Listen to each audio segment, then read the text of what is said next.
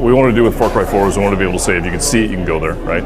We said that on Far Cry 3, but we wanted to make sure that we give you different locations, we give you different opportunities. Somebody's going to look, if you or I go to the Himalayas, the first thing we're going to do is we're going to look up at a mountain that has snow, and we're going to go, how do we get up there?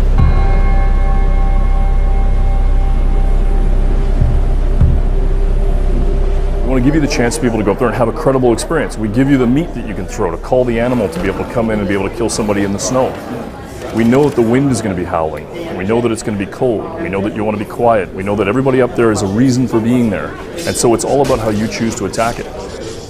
With Far Cry 4, we wanted to give you the feeling of land, sea, and air. We wanted to give you everything. So if you wanted to go down into the valley and have a valley experience and have something that was completely different from what is up in the freezing death zone on the Himalayas, you could do it. And you could run everything in between. So this level here, it does begin, you're kind of overlooking that monastery. You get to use your wingsuit right away, which is awesome. Cool. I'm very happy there's more wingsuit in this game. But then you kind of make your way over that huge chasm to that little area. Yeah. I'm curious, the part where this level is set is very kind of isolated. Yep. How segmented do the kind of pockets of the game get? We build a huge open world, which is even bigger than I thought it was going to be, from the standpoint of the world is massive, right? And then what we say is, okay, now we want to be able to take you to different parts of it. So there's opportunities for you to go there and play on all these different hemispheres with all these different biomes and all these different animals. And then somebody says, I want to do something a little different. I want to go and I want to have a different, not a physical experience, I want to have a mental experience, and I want to go and do something mystical. We provide you with another world, which you're going to discover soon, within the world that is completely mystical. And then you say, well, you know what I want to do? I want to go up into the top of that mountain, and I want to do something really quiet in the middle of the snowstorm, where I have the ability with me, because I brought meat with me, and I can effectively take the animals that are up there, and I can turn them into weapons.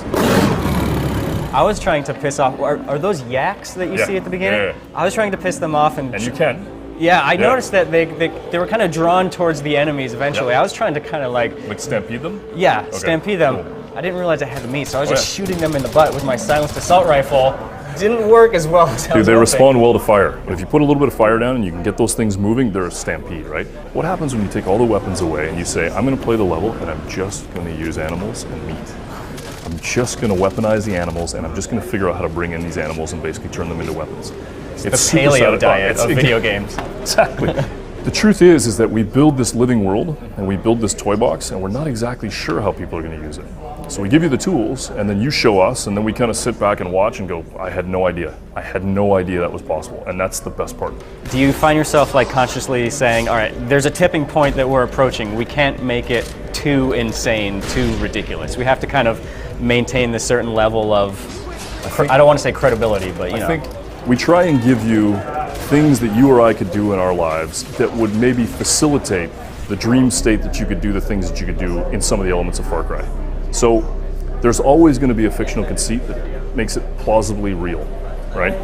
You could get on an elephant and you could go and you could do the things that you're doing, or maybe you could eat something that's not good for you and it could put you in a state that sends you in another way, or maybe you could get knocked unconscious and have a weird dream. But the truth is that fun is fun, and if you want to say no to fun, I don't know that that's the right spirit for Far Cry.